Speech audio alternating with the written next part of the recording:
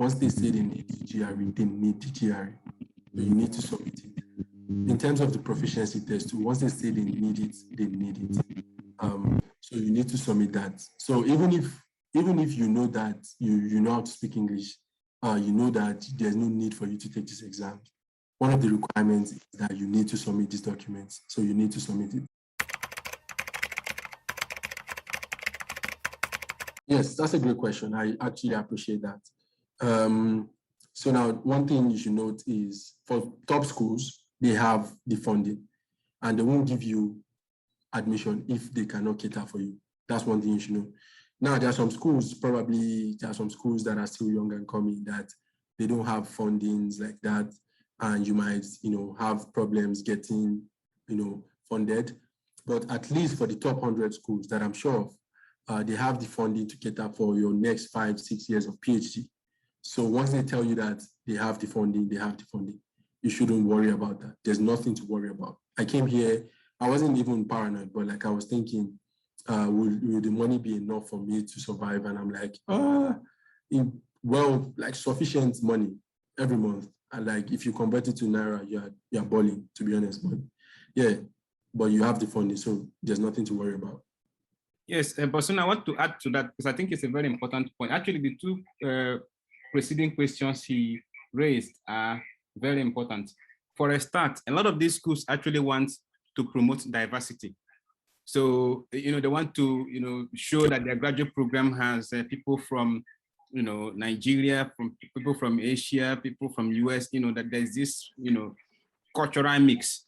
So they will not apply any specific formula to, throw you out of the window. And in fact, if anything, if there is if everything is equal between you and someone from the US, it could actually be an advantage that you are coming from outside, and to sort of show that inclusiveness, they might admit you.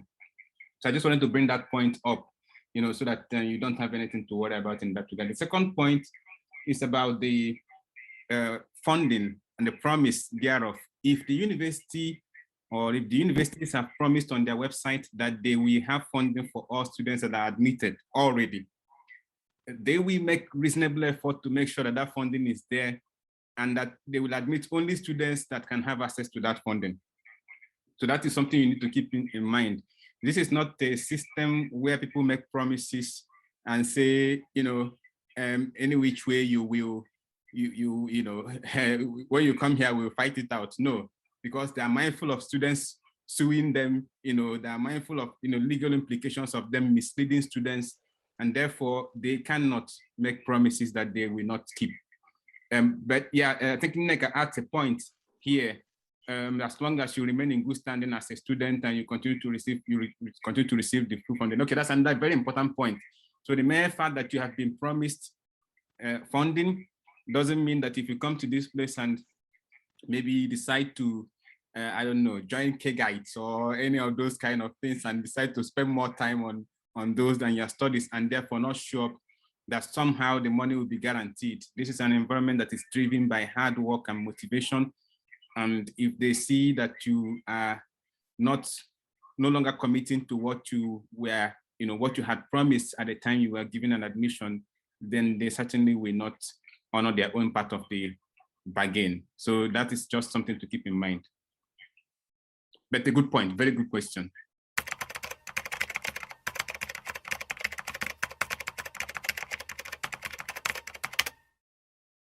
I'm trying to think of the admission calendar you're applying for, because I'm sure it's not this fall, because this fall has started, like it starts on Monday. Like the fall starts, like it starts on Monday. And for spring, you can start all your application processes now. Look at the deadlines if you can meet them. Spring admission deadline might be January, February, and look at the deadline if you might meet them. But if not, I wouldn't recommend you to apply for spring if you don't have all of the requirements, because you need time to prepare for exams if you're going to take them. You need a little bit of time to write your GRE, and you need time to do things. So if you're preparing for admission now, of which I recommend to start now, is to apply for next year. Fall. And then, you're in August already, which is fine. Application has started now, and application probably ends in December. And from August to December, you have like 4 months in between that you can get a lot of things done. You have time to write your SOP. If you are the kind of person that don't want to apply to schools that do not require GRE, then you don't need to take that. But if you want to write GRE, then you have 2-3 months to start preparing, and you can write your GRE in November. You can get your transcript right now and tell your professors about your letter of recommendation from this month, so that by December they have everything ready for you. Even though it's a short time for you to do it, but 4 months is enough for you to get everything ready. I would recommend, getting more time, maybe 8 months or a year for you to, have everything. So you start rushing and you have enough time to prepare for everything you want to prepare for.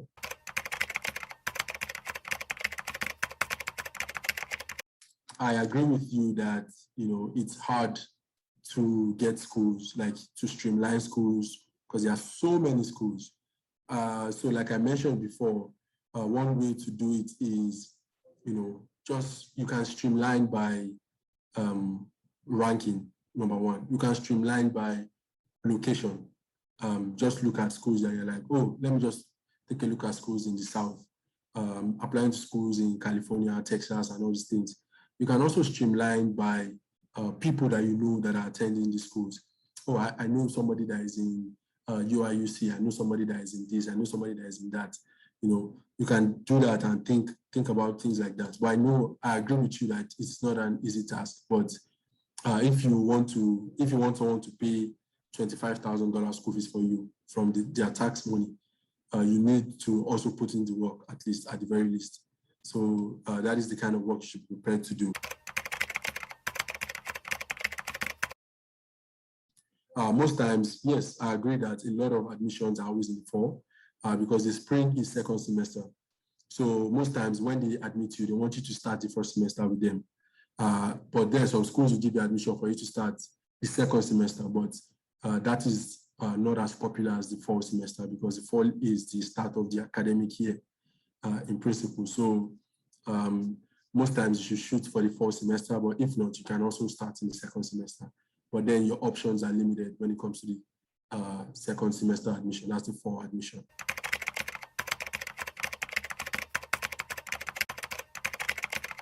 What I'm trying to think is the professor is interested in you, obviously.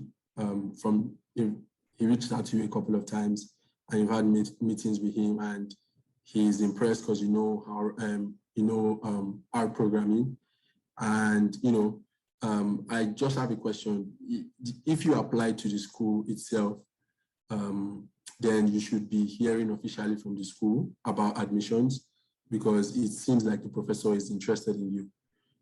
So before you start planning to travel and all of those kind of things, you should be getting ready to wait for official documents, from the school if you applied. But if you didn't apply to the school and you are in contact with the professor, I'm not sure the professor can give you admission himself. It needs to come from an institution. So I hope you did apply to the school, and I hope you hear back from the school about all the things you need to do. But one thing for sure is the professor is interested in your experience, and he probably has a project for you to work on. So the reason why he's meeting with you, like Zeribe said, is just to have an impression of who you are. And sometimes the professor wants to talk to you to see how you can fit into the lab dynamics. Some professors really care about the lab culture, and they want to see the kind of person that you are. And that is why he's probably meeting with you multiple times.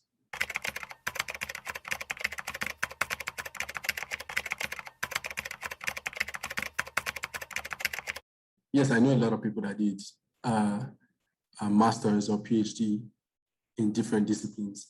Now, the disciplines might technically be kind of intertwined, not like they did masters in accountancy and then PhD in mechanical engineering. Is technically intertwined. So I have a friend recently that is just starting his PhD. He did his PhD in petroleum engineering, but now he's doing his, he did his BSc in petroleum, now he's doing his PhD in chemical engineering. And I know another person that did his BSc in chemical engineering and is doing PhD in mechanical engineering. Or if it's master's, I know someone that did master's in electrical engineering. That did BSc in electrical engineering and is doing master's in data science, or master's in chemical engineering. BSc in chemical engineering and master's in geophysics. So a lot of people change discipline, but the good thing is, like in the United States, most of the disciplines are most of the programs are interdisciplinary.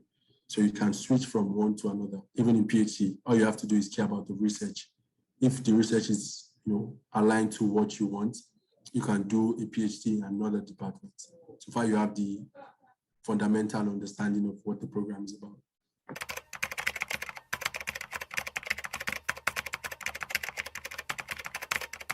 Transcripts are kind of like, it's a school-to-school thing. But now when a university here is asking for your transcript, they can probably tell you that, oh, upload an unofficial transcript. And when you get admission, you have to send an official transcript to us.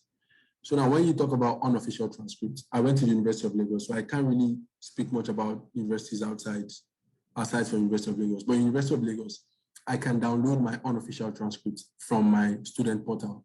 So I can download that myself. It has everything that my official transcript have, but it's just not stamped. So it's unofficial. So when I submit, I upload that for admission considerations.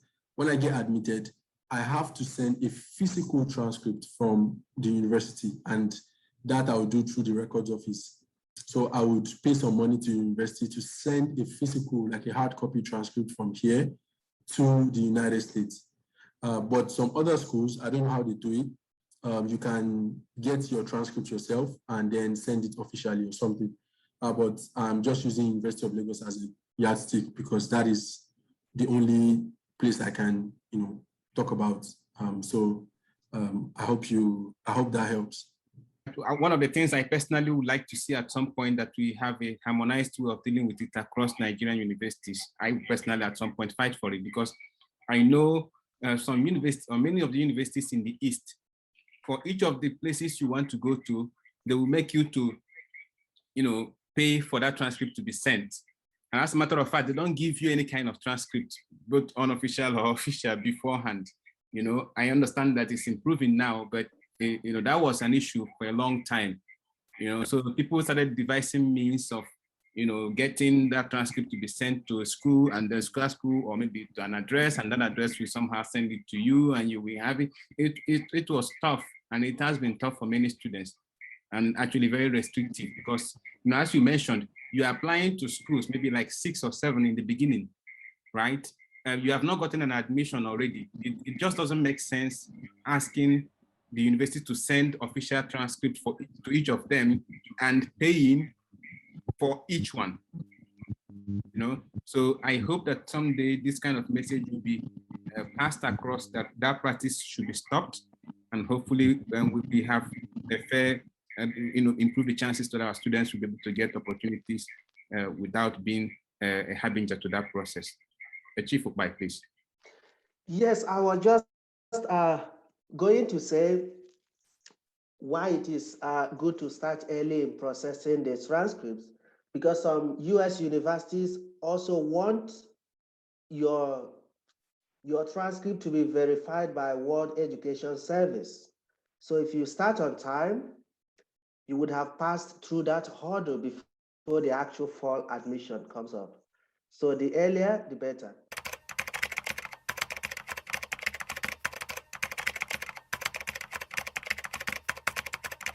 What I was saying is this: you don't have to send it to WES, but the university you're applying to might request that you send it to WES. In some situation, they might get a bit suspicious. When that happens, they would want you to send it to WES. You have to wait till when they ask you to before you do that, because it costs money as well to do that. You can only get the absolute information from the professor himself.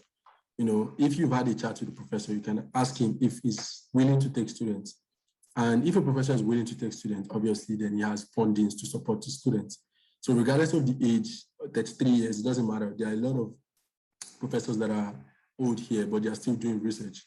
But if the professor is retiring soon or something, it's going to tell you that, oh, he's not taking students because I'm about to retire.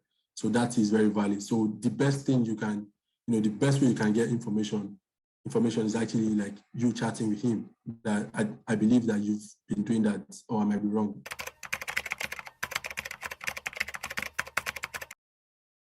I'm sure on the website they have links to what you can apply to, or things like that. And one thing that I found like very easy for me is I can, like, compared to Nigeria, I can easily email like a graduate coordinator. Like that's one thing that is entirely different, in Nigeria. So I can easily email a graduate coordinator here and ask questions about application waiver. Tell them that, oh, I'm not financially capable to pay this application waiver, even though you believe that you have a great academic standing to apply for this school. If they can link you to resources where you can get waivers to apply into this school, the highest thing they're going to tell you is, oh, we have no resources. But if you don't ask, then you've shot yourself in the foot by not helping yourself. Do you get? So you can ask, and they can show you that, oh, there's these funds that we have, or we can waive it for you, sir. If you don't need to apply for anything, oh yeah, we can waive it for you. But always like try to ask questions from people. They are a lot more friendly here. So yep. Yeah. Yeah, I agree with you on every count. I think for the start, regarding the age of the professor, I wouldn't worry too much about that, especially if they have not told you that they're retiring very soon. I mean, you're not going to go to ask him or her, Professor, are you going to retire in the next 2 or 3 years? They will mention that to you. They should mention that to you automatically, right? If they don't, then you can assume that they are in the system. And honestly speaking, a lot of people believe that the professors that are older, and actually not just believe that is the case, that they have more access to funding. A lot of them sit on a lot of money. They have mentored also so many students that have gone on to become professors in their respective field and career in different universities. So they have the contact. Their recommendation letters are usually very heavy. And therefore, if you can land a position in those labs, actually it's a very, very good thing for you.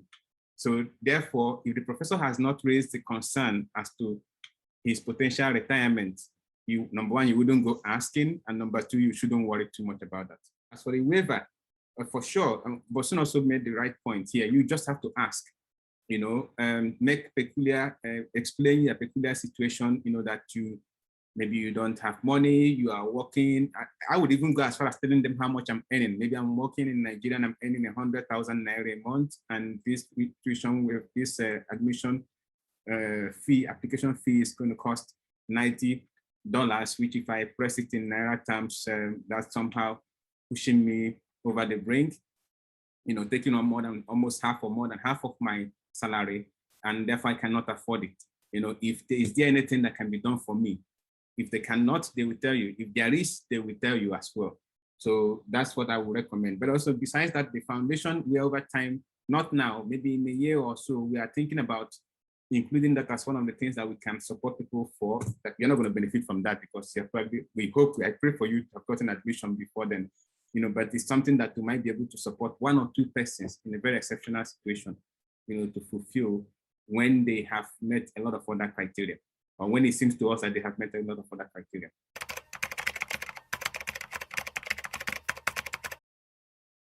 That's actually what we're doing here in this foundation. If you have specific questions, you can ask. I think Bosun is actually, he wanted to pass that to me, but I'm passing that to him because he is much more in the, he has gone through that process per se. I didn't do my PhD here. And even if I did, I think I'm a little bit of an older guy now. So Bosun is more in that system. So he is able to, advise you directly. But besides that, we have other people in the foundation that are also, very experienced in U.S. academic system. Dr. Nekamba, for example, who I believe is still on the line, did her PhD here. So she also brings a breadth of experience, coming from a different university, but at the same time, she understands the system very well. And if you have questions and you send it to me and I cannot answer you, I can either forward the question to them or try to extract an answer from them and pass that to you. I started my PhD. I'm a Niger boy. I'm like, PhD is going to take me 4 to 5 years. What if something happens in America now and I've not finished my PhD? What do I have to show for that? So just on the side, I just took a couple more classes. on the side just to meet the master's requirement. And when I took those classes, I just applied that, oh, I've completed all these classes, and it just gave me my master's certificate. I didn't need to do that, like I can just wait and finish all my PhD, like 5 years or 5 years plus or something, and I'll be done. But just on the side, I just took a couple more classes. It was my personal decision. It wasn't like a school thing that I needed to do that. But I just did that to have a master's now. And I have my master's degree already. But, it was fully funded. Like, it wasn't even like I had my funding already for my PhD. So all I just had to do was just, instead of me doing 1 class this semester, I just took 2 classes or took 3 classes. Yeah, I just put the burden of the hard work on myself because it's free school. I'm not paying for school fees. So I can do another master's if I want again and take a lot more classes, but I'm not going to do that. But I'm just saying, so you don't need to pay school fees because they've paid your tuition for PhD. So it's on you. I think that's actually one of the very, very important reasons why we have this sort of seminar, because, I didn't know that is a possibility here in the US. I know in Europe, you can, if you are not able to proceed to the end of your PhD, you can take a master's and bid goodbye. But while they are still in the program, I didn't know that you can just take a couple of extra courses and do a get a master's certificate for that, which is a very smart thing to do because, as you mentioned, things can go bad at any stage, and maybe not even just go bad. On the personal grounds, you might find that after 1 or 2 years, especially here in Michigan, where the temperature is so cold, you might find that you don't want to continue to stay in this cold weather, that you really want to, and you might think maybe why not just go back and especially for those of you in engineering, these Chevron big companies can just hire you all of a sudden and pay you very well with a master's degree. So why not have that backup? I think it's a very smart thing to do, and it's a good lesson for me as well. Even though right now I don't think I'll be using it directly myself, but I think it's a good thing to hear. Right. Chief. Yeah, Bosso, I think it's a very smart, thing you've done in that aspect. I know for most of us who has been in academics in Nigeria, if you're into academics and you don't have masters, you have PhD, they will be like, the master's is one super special degree to have, which is really, really unfortunate. They want you to have the bachelor's, the master's, and the PhD. Whereas here in the United Kingdom, where I am, you can do a PhD without master's if you have 2-1. Actually, when I applied for a PhD, I applied with my Bachelor of Medical Laboratory Science degree, and I got admission. When I started, I presented that my bachelor's degree for my registration, though I've already completed a master's because I applied for the PhD when I was doing master's degree, but I had nothing to show for it. So my bachelor's was the only thing I can show for it. So for those of you who joined, who have interest in attending US University, it is now time to start preparing your documentations, your SOP, personal statements, you're updating your CV to look different, from the usual Nigerian CV pattern, and be able to highlight your achievement and not just writing your responsibilities, which are, if you apply to me for a PhD, I'll be looking, did you actually do that? Or it was just the job description you were given, you copied and put it, whereas you never did any of those. So highlight your achievements and the key things you actually performed, and not just job description responsibilities in that regard. I know someone said he applied without publication. Please, if you're applying for a PhD, you've got publication, please add it. There is no reason leaving it out if you have it. So, because for some universities, it can be an advantage that you've written something. If you're applying to me for a PhD, I would want to see you've written a research paper, to show you've got that interest in research. And also for those who don't have funds, always ask for that waiver for GRE, for GMAT, for whichever aspect, whether it is IELTS or TOEFL, ask for that waiver. The good thing here is, if they say yes, they've waived it for you, they won't come next year and tell you, oh, we need that GRE again. So go for it, ask for it, and hopefully you'll be able to get it. Having said that, I must also thank Bosun for a very fantastic presentation today. Not just the presentation per se, but giving it that personal touch. A lot of the times people don't share that personal aspect. People will just go get presentation from very something that is so polished and deliver it in that way. Whereas that is interesting, it's always good to have that personal perspective.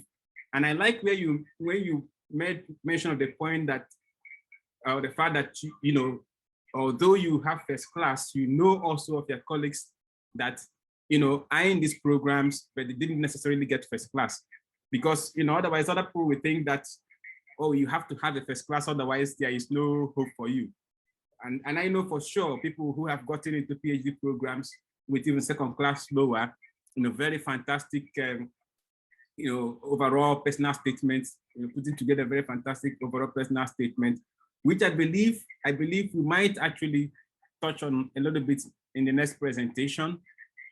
And so if you put together your application documents very well, you have a chance. And of course, anything else you have besides the minimum requirements, if you have publication or publications, if you have one scholarship or scholarships, whatever it is, if you've served in the community, I have mentioned it to several people in the past, even playing band in the church, if you're a Christian or if there's something else you do in the mosque as a Muslim, put it in that application, because a lot of the times, what that tells me as someone who is looking at the application is that this person is able to go out of his or her own comfort zone to offer some time to support others, and that is a good thing. Really, the concept of scholarship actually is not to give you money. People have misunderstood the concept of scholarship.